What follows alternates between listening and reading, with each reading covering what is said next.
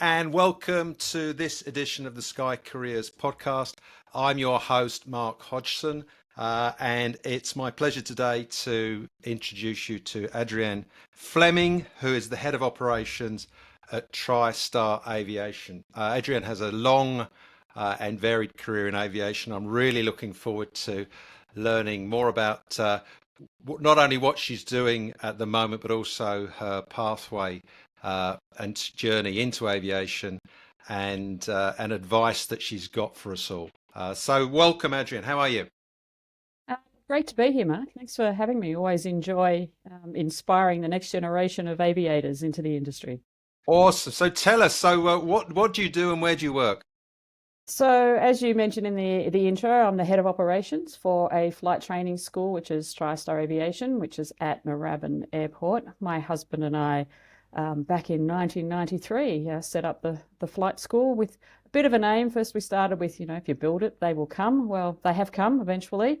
And we found that, we had this inspiration, I guess, to sort of, again, improve what we had experienced in the flight training industry, which, we both had different backgrounds. I had been working as a flight data officer in the Melbourne Air Traffic Control Centre, and his background was engineering at Qantas and flight dispatch. So we pulled those expertise together and set up a flight school with no experience in business at all. So, how could anything go wrong? As a fellow entrepreneur, I think that, don't they say that if you knew what was involved, you wouldn't do it. So ignorance and enthusiasm are the main ingredients for starting a business. Absolutely. So take us back. Take us back to a younger version of yourself. Where did you go to school, and what were your favourite subjects back in the day? So I went to school in just a primary school in a Catholic primary school. I was, in Melbourne.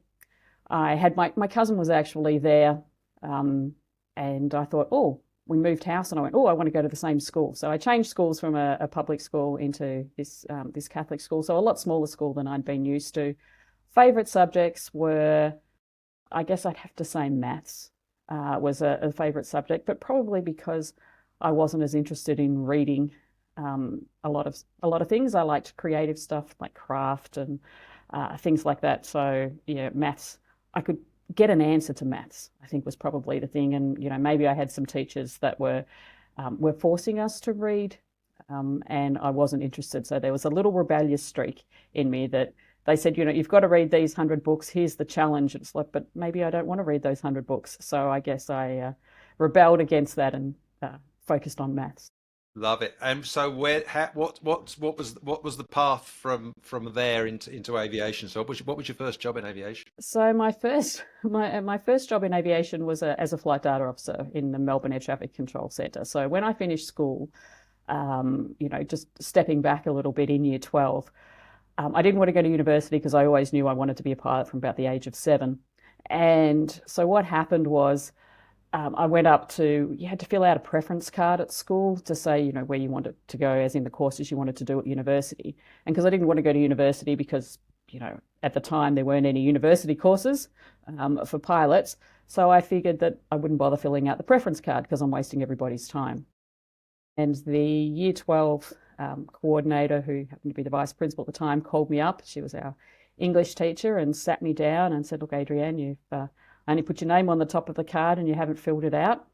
And for me, it was like, yep, that's pretty obvious. And she said, well, what is it?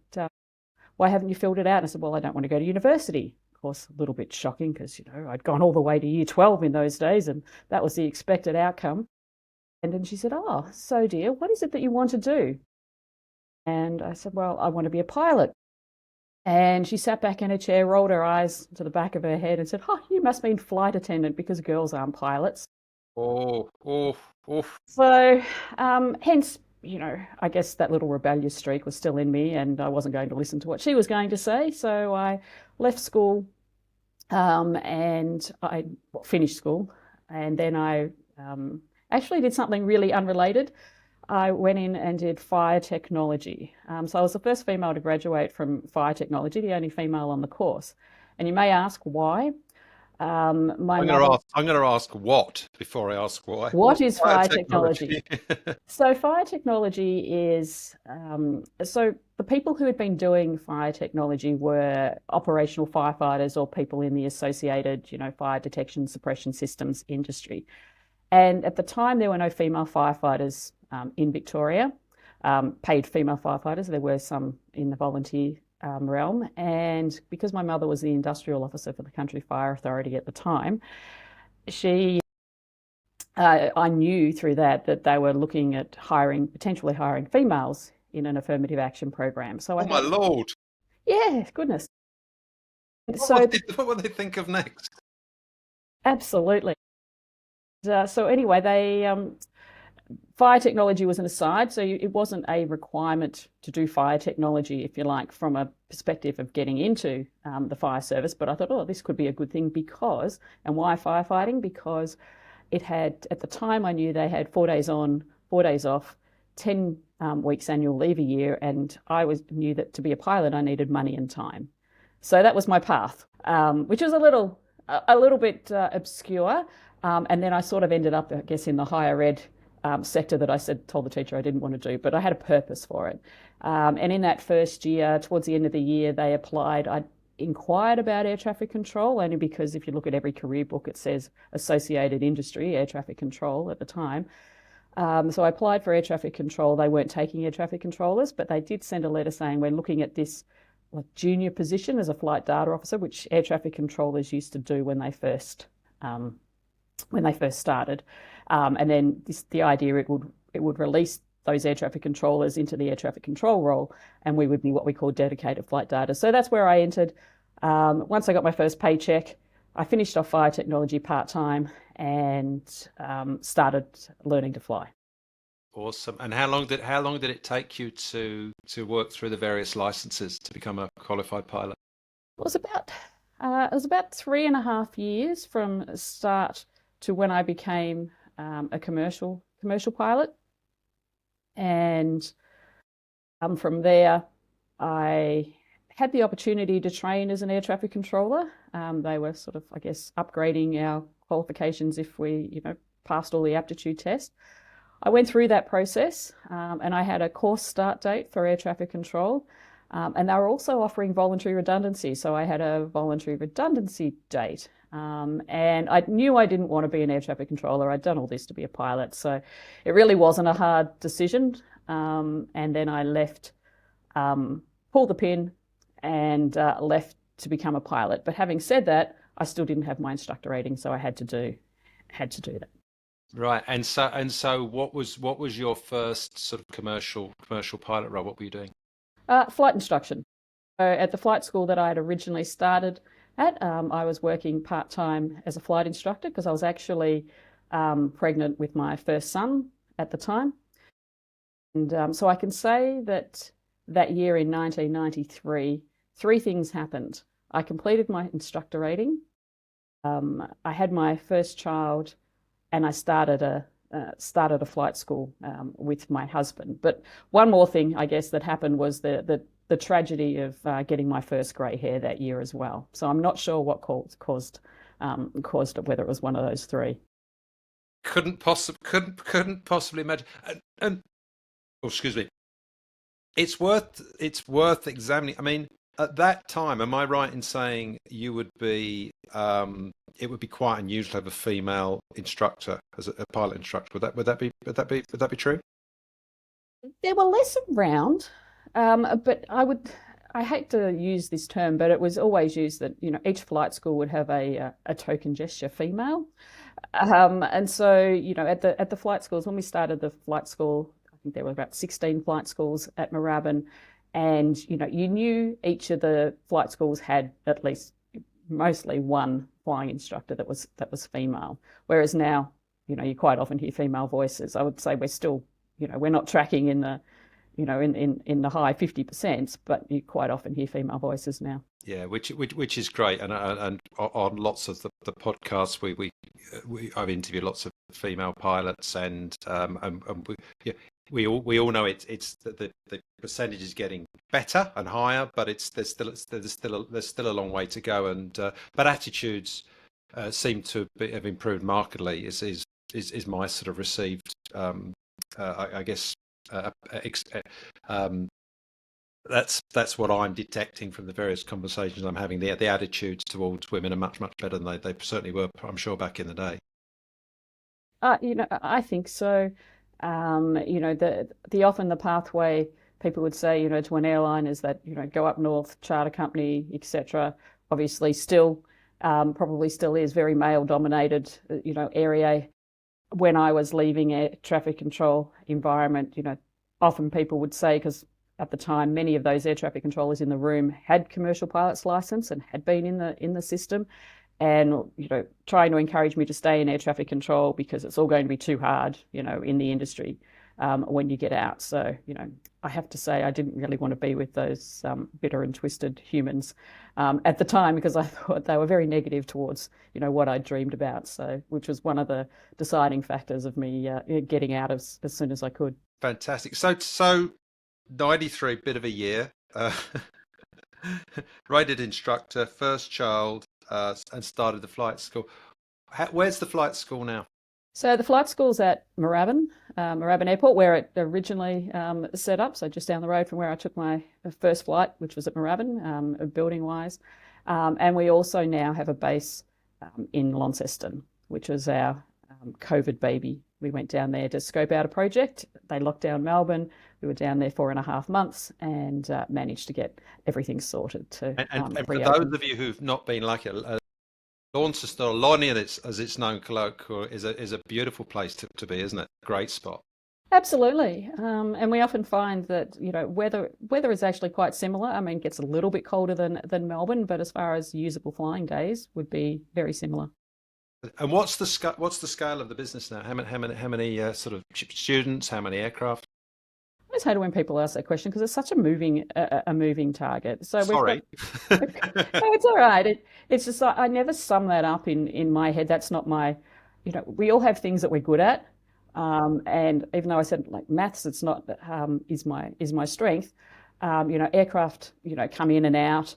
We started with one aircraft and there were, three of us, because we had to have someone for where my role is, the head of operations, because I was only a junior instructor. But, so now we've got, over 23 aircraft, 22 staff. So it's definitely grown. Our program that I'm really proud of is in 2015, we actually started our Aviation in Schools program. And that's where Tell us about that. So the opportunity for children I guess they're young adults, because of the age they can learn to fly, in year 11 and 12, and sometimes year 10, depending on their age, can actually learn to fly and gain credit towards their year 12 8R score, or their TCE in Tasmania, which is why one of the reasons we went down to Tasmania, because there was interest in that program down there. So that's grown from our initial 3 students that we had on course 1. And I think last year at Count we had over 70 students on that course. That sounds amazing. And how do the finances work for that? Yeah, sadly, it's a fee for service. So even though they're doing a partial diploma, so they are doing diploma units, there is no funding in that space. There is a little bit of vet funding for lower than diploma courses, which isn't huge, and so that it is parents have to pay that money out. The bonus we're finding is that for us, we set up a couple of years ago with Holmes Institute a bachelor course. So many of our aviation in school students, if you like, it's a bit of a prerequisite. They transition really well into that bachelor course. Fantastic. So talk us through a typical day in your role. What you're doing today. What does it look like? Look, it's varied, which is great, because if I do the same thing 3 times in a row, I'm probably really bored. So for me, it can vary. sitting on a podcast, numerous meetings. People do say that there's quite a lot of meetings. I'm a self-declared volunteeraholic, which means that being part of varying aviation volunteer organisations and positions, they all come with extra activities, and I'm very fortunate that I've got supportive staff and and husband who lets me go and play in this space in my work day. But a general work day could be meeting with the staff, looking at where I'm going to standardise, what thing am I going to conquer the world with today, to doing a flight test with a student, or reviewing student progress records as well. As far as the business side of things, I like the business development side, so it could be liaising with industry. We have the bachelor course, so at the moment the bonus with the bachelor course is we have a aero immersion section, which is like an internship where they go and embed themselves in a business for a couple of weeks. Awesome. As part of the course to get them out of that academic bubble. So part of my role is making connections with industry to be able to support that program as well. So it's varied, which is great. That's awesome. There's so much research that says that you've got to get kids in a physical workspace to work out whether it is, but also whether it isn't. The something that's going to capture their imagination enough for it to be a career for them. And there's so much theoretical stuff, and the rubber doesn't hit the road till too late, and kids realise they're in the wrong thing, or they've missed the opportunity they actually would have liked. So that sounds like an excellent initiative. Yeah, absolutely. And I think it provides relevance. I used to sit there and, like I said, I'm a maths student, but I'd sit there and go, when am I going to use this? Right? What am I doing this for? And right, we had at the time geography, which I believe is not necessarily a subject these days, but we had geography, and now I wasn't particularly a fan of geography. Maybe it was the teacher, but I look back and go, maybe I should have paid more attention. But if they'd have made it relevant, I would have. And I think aviation has the ability, with our Aviation in Schools program, it actually brings together a lot of stuff you do at school, and gives it context and meaning, which is often needed because it can be lost in the classroom. Yeah. And OAM, what's that about? My Order of Australia. Look, I'm very humbled to have received an Order of Australia medal. It was for services to the aviation industry. Remember, I said I was a self-declared volunteeraholic. So I think all those hours and hours of serving on varying committees and scholarship committees and helping run industry organisations. Someone recognised that, and very humbled, and obviously went to the effort of putting in. I've been involved in other Order of Australia applications for other people, so I know the effort that's involved, put it together, and I was, I guess, a proud recipient. Is all I can say. Congratulations! I think it's amazing, because I know it's not. It's a big thing, and well done, and and by the way, you are our first OAM on the Sky Careers podcast, so that's another feather in your cap. So well done. Oh, thank you. So which is exciting, and I know obviously Sue-Ann Monkton, my co-founder of Sky Careers, she's very much cut from the same cloth as you, and I know. I recognise a fellow traveller in that sense. So tell us, you still do some flying. What part of the job? What part of your work do you enjoy the most, do you think? Well, I've just got back from the study on a Churchill Fellowship research study, and I enjoy, I guess, the training component. So I'm an examiner, and examiner forms a part of the system that I'm part of. But I actually enjoy the training phase, and looking and training instructors to be really good trainers, because as I write up in my research paper, instructing is often an overlooked part of the industry, but it's a vital part. I grew up in a world when I learned to fly. And, when I was in that air traffic control environment, people would say you had to be in an airline by the time you were 27 because they didn't accept you past that. So after I got past the age of 27 and had well and truly by then realised that I didn't want to be in an airline, you were what would be considered a failed airline pilot, because people who had been in the industry, over that age were failed airline pilots, which is not the case because I never applied to an airline, and I've trained multiple airline pilots since. And so it often gets overlooked. So I enjoy, making good quality flight instructors, for the industry, which is part of my, looking into, how do we train pilots better, Yeah. around the Yeah. world. And we do a pretty good job having looked at what goes on around the world, but there's things we could improve on. Love it. I love it. What's the least favorite part of your job? Paperwork. Yes, everyone says paperwork. Paperwork. We live in a what would be considered, we talk about this paperless society, and we've got all these online tools which are great. So we still call paperwork administration, but I still see more. I think I do more trips to Officeworks to get paper than we ever used to do when we didn't live in a paperless society. Yeah, no, that's the common answer. And when you're not running this business and volunteering left, right, and centre, and I'm not sure that leaves much time for anything else. What do you do when you're not at work? Work. Uh, Having said that, I guess it's creative. I do read as much as I said I didn't like didn't like being told I had to read. I do read. I like to travel. I've spent a lot of time with work. I would never have thought, I would have traveled to India. We've trained a lot of Indian and international students. I ever would have traveled, to India on more than 40 occasions, as part of that. Yeah, but holidays. I have worked out recently after coming off a cruise that my tolerance to sandy beaches and blue waters and sunshine is probably about 3 days, and then I'm recharged and I need to Yeah, do something. ready to go. Yeah, yeah, love it, love it, love it.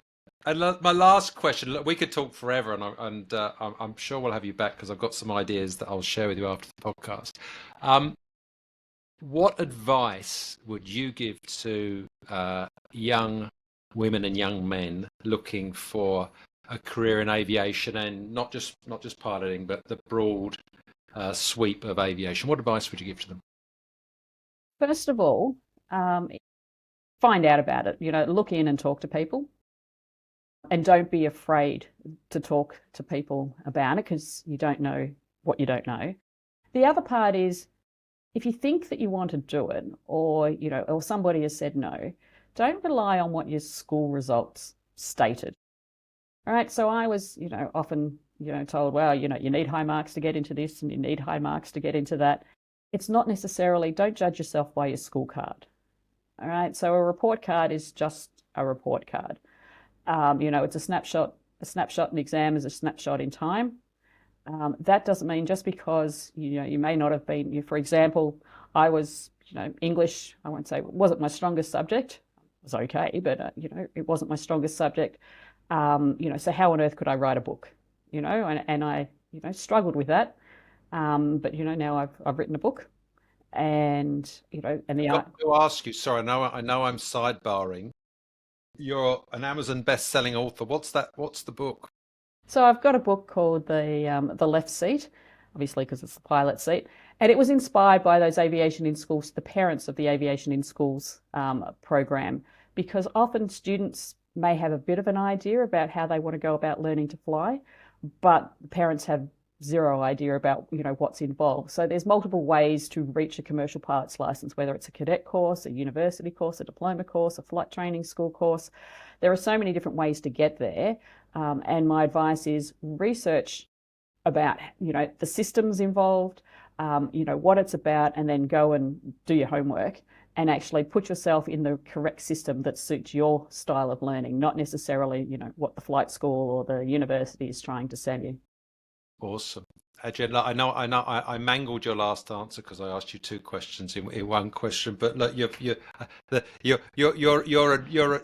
advice was is excellent, and we've heard it time and time again, and it's a big thing, a part of what we're about at Sky Careers, to just help people understand all these so many different pathways. Get involved, be proactive, be humble, get your foot in the door somewhere. We were speaking to, had a guest a leader a few podcasts ago, and she said she effectively worked at around a flight training school for 6 years, doing everything from emptying the bins, making the sandwiches, pushing stuff around. And then when the next sort of junior instructor role came up for a helicopter, she was the natural next person, but she'd paid her dues over 6 years, which is why. So it's exactly the same principle, isn't it? Yeah, absolutely. Yeah, brilliant. So listen, thank you so much for being a guest. I'd love to have you back because we've skipped over so many areas of expertise, just to get an overall picture of what you've achieved and your passion for aviation, and also your passion for growing other young pilots and young professionals also shines through. So thank you so much for your time, Adrienne. Thanks for listening to the Sky Careers podcast. If today's conversation has sparked your interest in aviation, then head over to our website at skycareers.com.au. Whether you dream of flying aircraft or you're curious about the hundreds of other exciting roles that keep the aviation industry moving, Sky Careers is your gateway to discovering these opportunities. And if you are already in the industry, check out Sky Careers Connect and Sky Careers Leadership and consider joining our online learning community.